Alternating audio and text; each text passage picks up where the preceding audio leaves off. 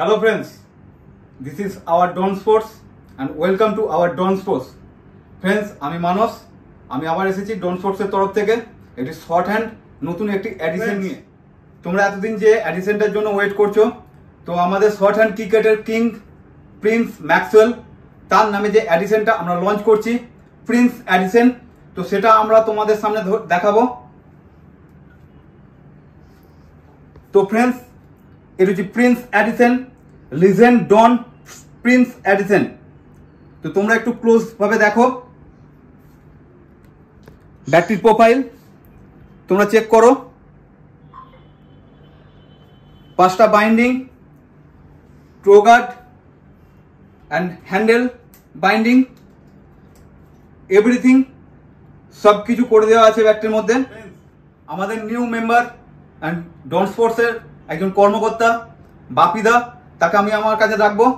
তো এই ব্যাগটি সম্পর্কে বাপিদা তার প্রোফাইল সম্পর্কে সমস্ত কিছু ধারণাটা দেবে। তো ব্যাটটা আমার কাছে প্রথমে একটা চ্যালেঞ্জ ছিল, খুব বড় চ্যালেঞ্জ ছিল। ডন ভাই যখন আমাকে বলে যে একটা স্পেশাল এডিশন বানাচ্ছি আমরা, কিন্তু চ্যালেঞ্জ হচ্ছে এটা আমার কাছে ছিল যে শর্ট ক্রিকেটের ব্যাটে যে ডবল প্লেটে যে লং টেনিস ক্রিকেটের যে ব্যাটগুলো হয় সেই ধরনের কিন্তু শর্ট ক্রিকেটে হবে, সেই চ্যালেঞ্জটা আমার কাছে দিয়েছিল। তো অনেক মেহনত করা হয়েছে এর মধ্যে। ব্যাটের মধ্যে কি কি করেছে এটা আমি একটু জানাচ্ছি। সর্বপ্রথম হচ্ছে টোগার লাগানো হয়েছে। টোগার তো বেসিক্যালি লং ক্রিকেটে লাগানো হয়, যে ব্যাটগুলো হয় সেখানে লাগানো হয়েছে। প্রথমবার শর্ট ক্রিকেটে টোগার লাগানো হয়েছে। তারপর হচ্ছে 5টা ব্যান্ডিং আছে। ব্যান্ডিংগুলো হচ্ছে কর্ডের সুতো দিয়ে ব্যান্ডিং করা আছে 5টা।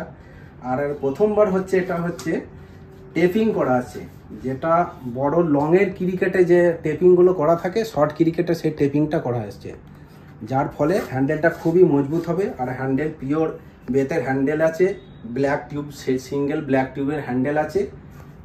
তো ব্যাটটা করে আমার খুব ভালো লেগেছে এবং আমার পার্সোনালিভাবে ব্যাটটা খুব পছন্দ হয়েছে এবং করে আমি খুব খুশি হয়েছে এই ব্যাটটা। বাপিদাকে থ্যাংক ইউ, অসংখ্য ধন্যবাদ। ধন্যবাদ। তো ফ্রেন্ডস, আমাদের এই ব্যাটটি হোলসেল এবং রিটেল দুটোই অ্যাভেলেবেল আছে। তো হোলসেল এবং রিটেলের জন্য আলাদা আলাদা ডেসক্রিপশন বক্সে নাম্বার দেওয়া থাকবে, তোমরা কন্ট্যাক্ট করতে পারবে। থ্যাংক ইউ সবাইকে, ওয়েলকাম আমাদের ডন স্পোর্টসের তরফ থেকে।